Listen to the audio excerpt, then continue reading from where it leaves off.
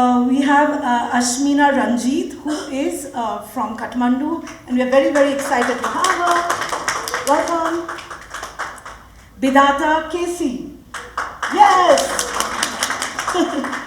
Also from, of course, Nepal. And we have Mithu Sen, who's also come from Delhi, India. We have Naiza Khan, and she's come all the way from Pakistan. Welcome, Naiza. Via Dubai, of course, unfortunately, which I'm going to talk about, the issue of how we are not that connected because of all the politics. But welcome.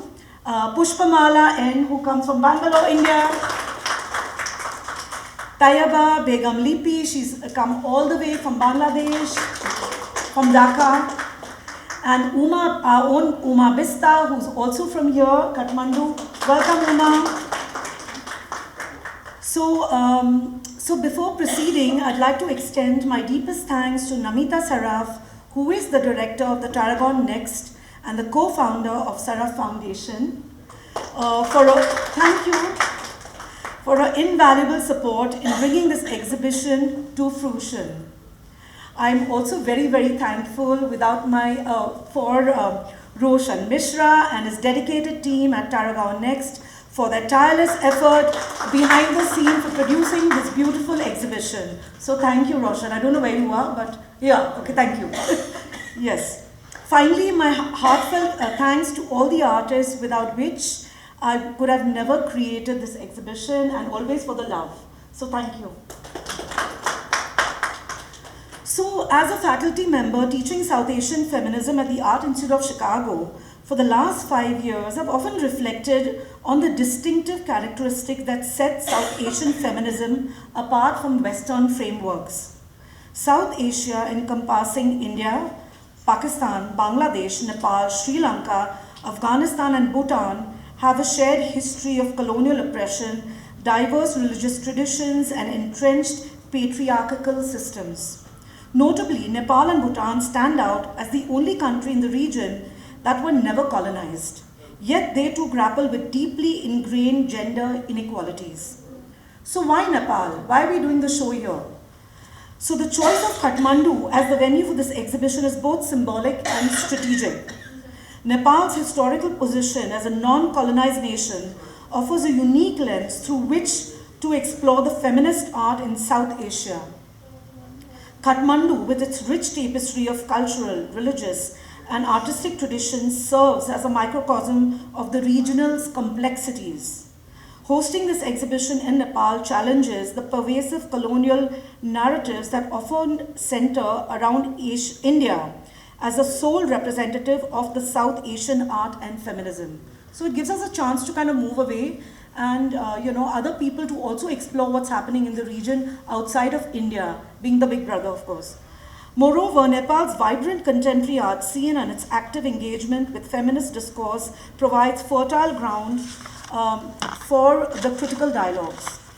So the plan for today is I'm just going to kind of quickly, walk you through some of the works of the artist very, very briefly, and I am so privileged once again to have the artist here, and we're going to do a walkthrough. The artist will be in the space. You can ask them the questions and they will be talking to you in depth about the different works. So that's the plan for today, and after which you're invited for a sumptuous lunch which is already laid out outside. So we have a lot happening over here. So let me just begin with the introduction. So the first thing, there are 4 different kind of categories in terms of my thinking and processing the exhibition. So the first is confronting divine archetypes. So here, for example, the work of Pushpamala N and Ashmina Ranjit delve into the enduring impact of mythology and tradition on women's lives.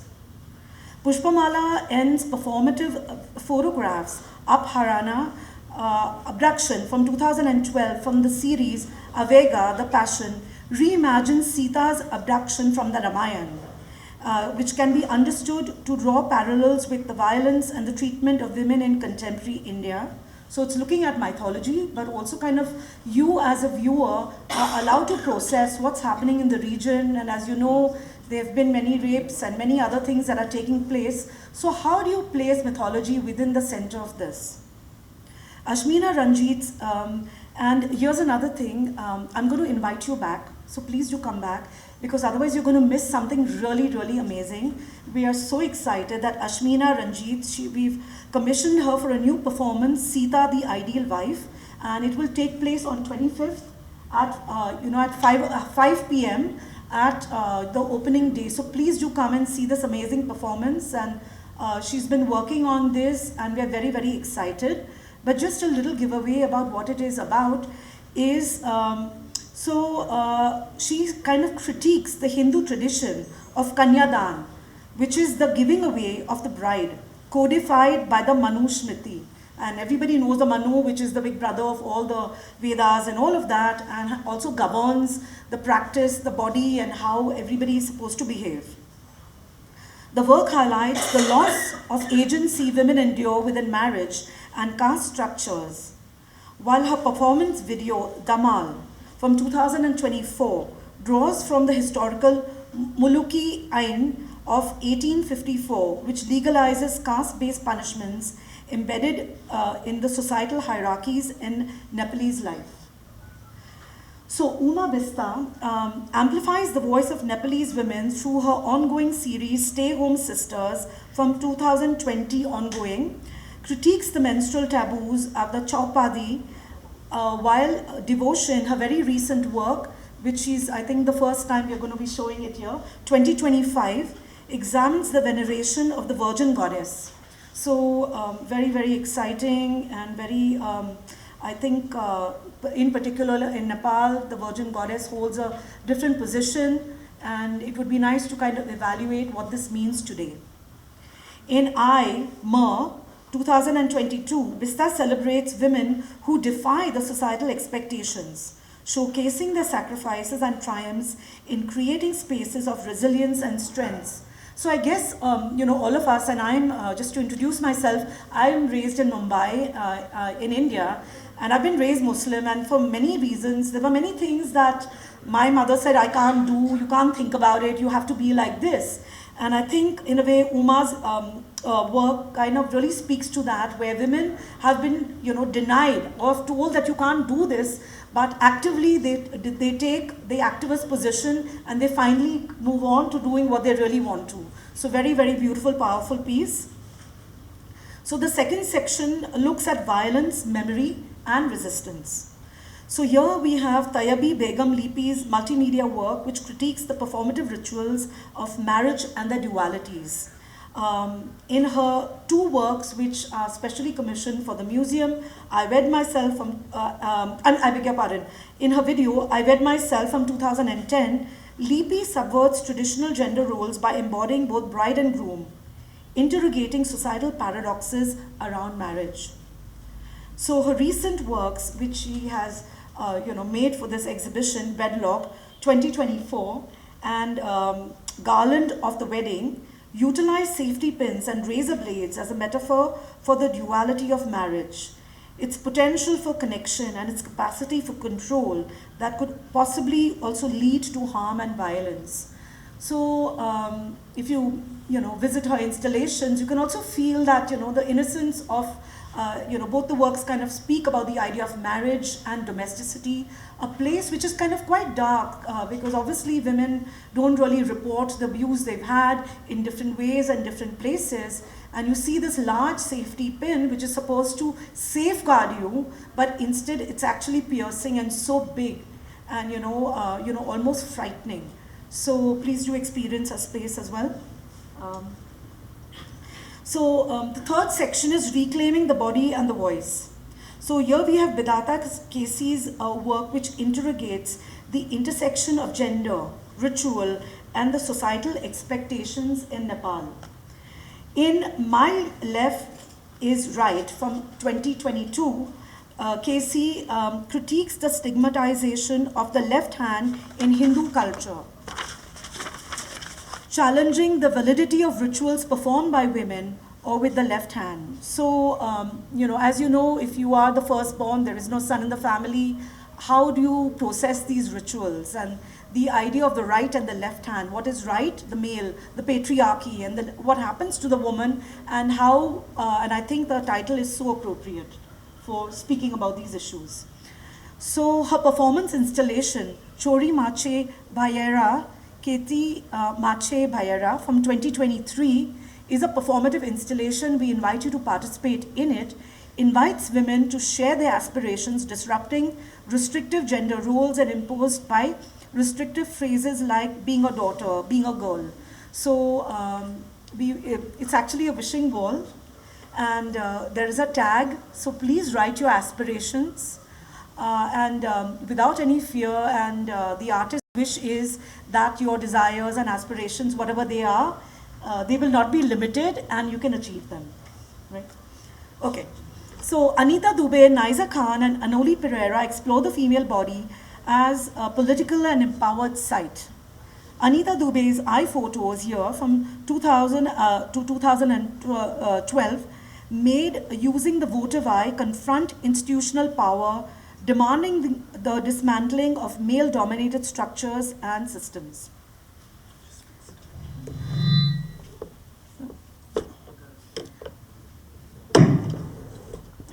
Who don't know what a votive eye is, so these are eyes that Anita has used, which are found objects, which in particular are found outside the temple in Nathdwara. So they're actually the eyes of God. And Anita has been using this in her installation for some time. But the photos that we have here are kind of quite extraordinary. They're photographed works which are in black and white and extremely compelling, which really confront the male gaze in a very, very engaging manner. And you can't look away from them.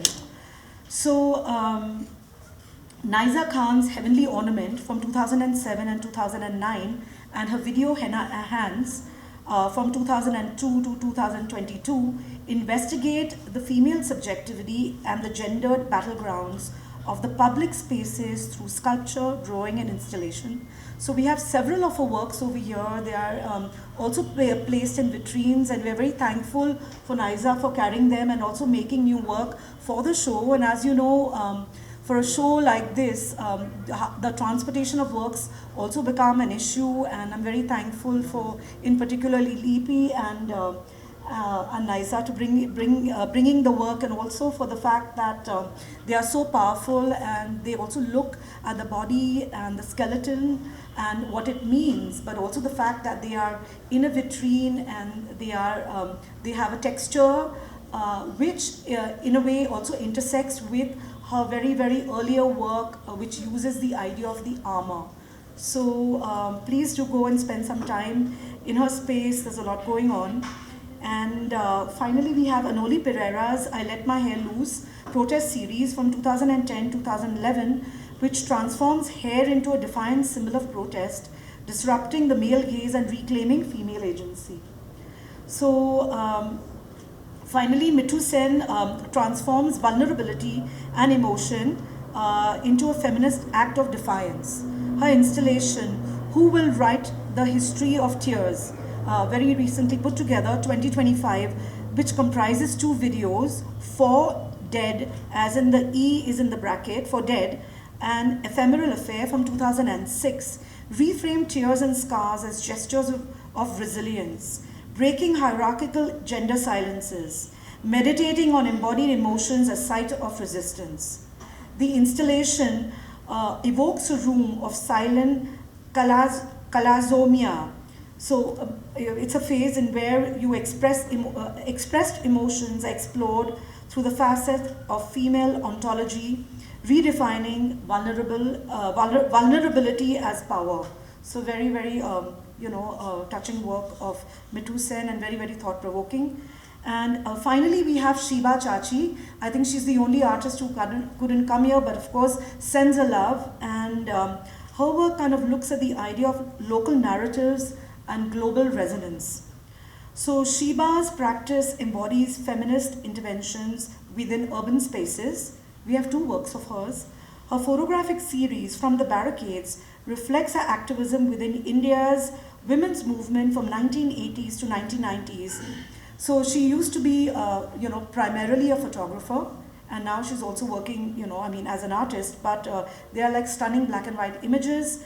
while her video work, Moving the City from 2016, portrays single women navigating patriarchal urban environments, blending movements from yoga and dance to reveal the contradictions from autonomy and control. And this video is shot in Delhi.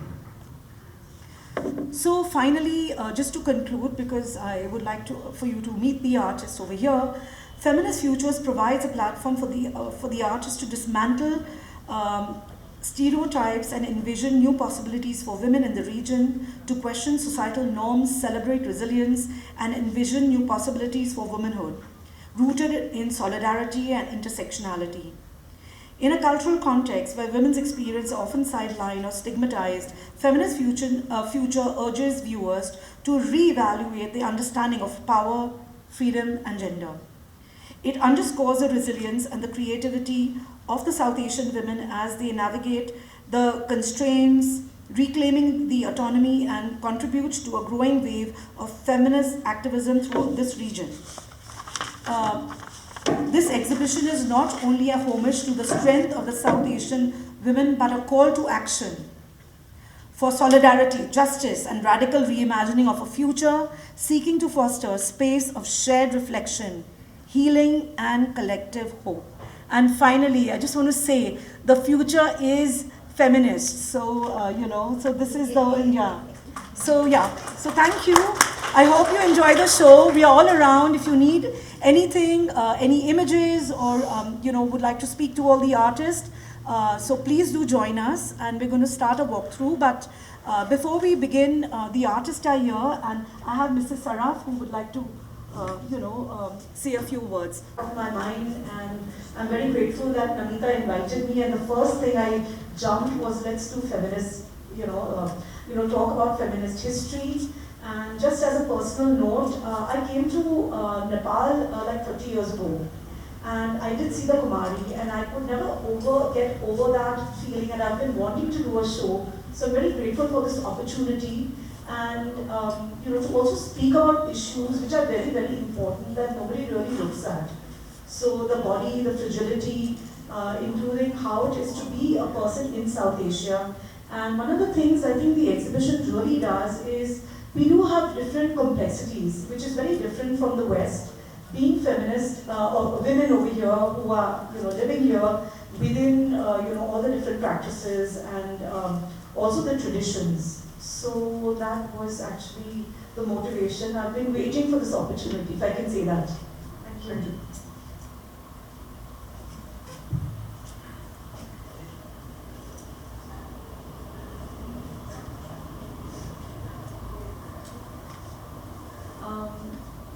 We love the artists to also talk, so if you have any questions, or maybe what we can do is, since you're not familiar with the works, let's go to the spaces and then kind of, so everybody has a chance to talk about, and you can have a one-to-one. So shall we begin, please? Yeah?